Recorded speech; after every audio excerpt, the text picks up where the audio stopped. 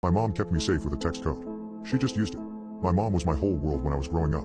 When I was 7, my father left my mom and me after she found him having an open affair with a coworker. He beat her up for having the audacity to leave him, but she got the house and scrubbed him from our lives. She decided she would focus on herself and taking care of other women, so she worked for lots of women's shelters and such. She eventually became a court counselor and social worker for abused women and children, and she helped people get out of abusive situations. She understood the world isn't always kind to women. Being the amazing woman she was, she knew growing up as a girl is already hard, so we had safety codes and phrases built in to keep me safe. She also had a special rule that if I was in trouble, I could call her or text her in our special way and she would come to get me, no questions asked, and with no consequences. That way if I was in trouble, I could call her without fear of her reaction or punishment. She told me she understood being a teen means making choices of your own, and sometimes those are really stupid choices, but they shouldn't cost me my innocence. She cared first and foremost for my safety. When I was 11, I went on my first sleepover and I just wasn't comfortable. I wanted to go home, but I didn't want my friends' feelings to get hurt. Our code was 2 punctuations. If I used 2 of any punctuation at the end, that meant I needed help or wanted to leave, but didn't want a person near me to know. Me: hey mom. Mom: hey, your uncle just called and I might need to come to get you. Can you tell your friend you have to leave? Me: do I have to?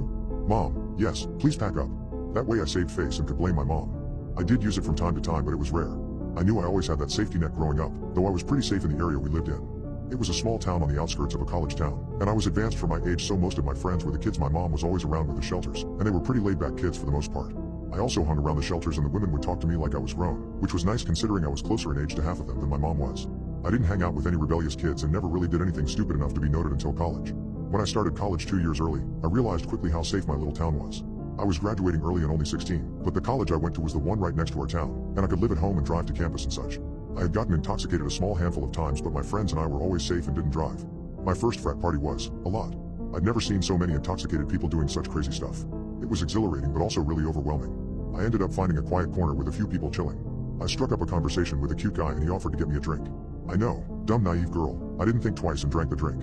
About 10 minutes later I started feeling strange and went to the bathroom. I had my phone in my hand when I heard Mr.'s polite knocking on the door, but I could barely see my screen as I texted my mom. Me: I'm at street redacted, can I stay a little past curfew? Mom: not, I'm coming to pick you up right now young lady. Me: it was all I could see to press in my rapidly blurring state before the guy managed to get the door open and help me out of the bathroom. He checked my phone, saw the messages to my mom, and with a snide huff, called me a worthless baby, kicked me in the thigh, and left me sitting in the hallway alone. I know for a fact my mom got me out of a horrible situation that night. Part of our code was if we included an address, it was an emergency. An address meant danger. She had burned that into my memory: know the address, write it down, copy it as a memo on your phone, anything.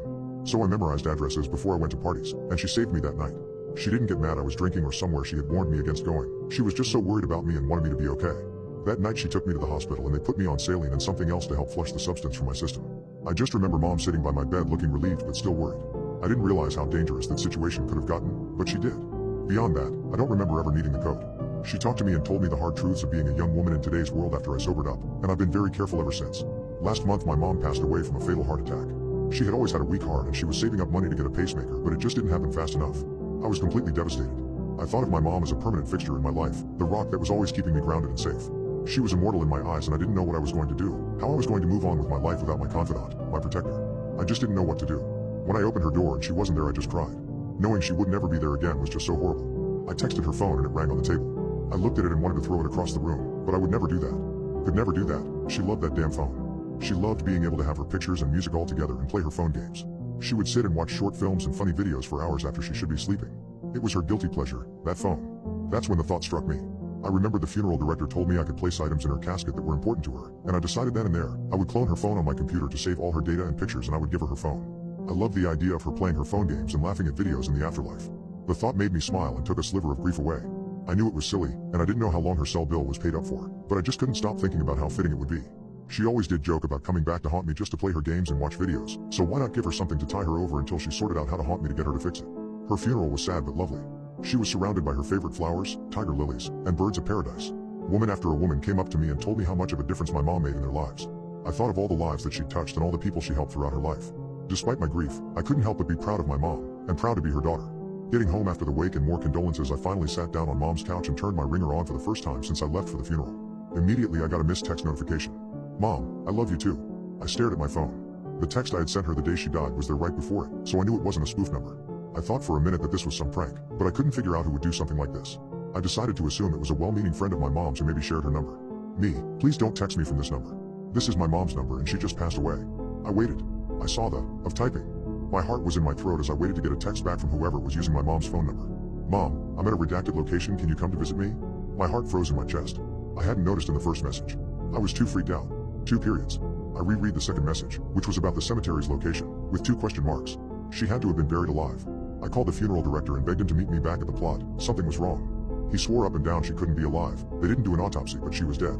I just cried and begged and showed him the text until he finally agreed to meet me and help me find out what was going on. I put that phone in my mother's casket myself before they sealed it and lowered it down. Nobody has that phone but her.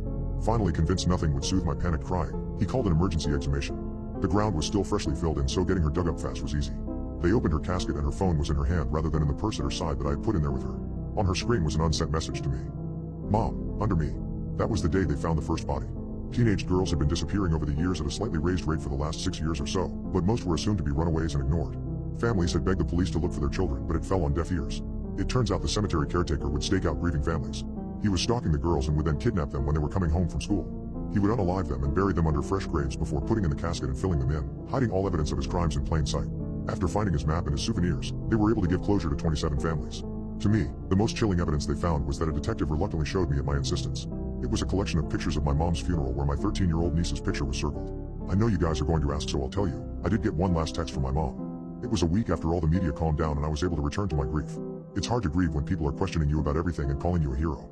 I knew I wasn't, but they just didn't want to listen to my story. They just assumed I saw something before they lowered mom's casket down. So after I finally got a chance to sit down and be alone, I put on one of my mom's favorite horror movies, and I texted her one last time.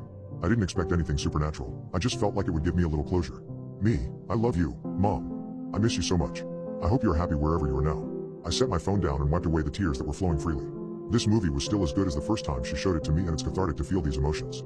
I was genuinely startled when my mom's text ringtone went off. Mom, I love you too, honey, and I am.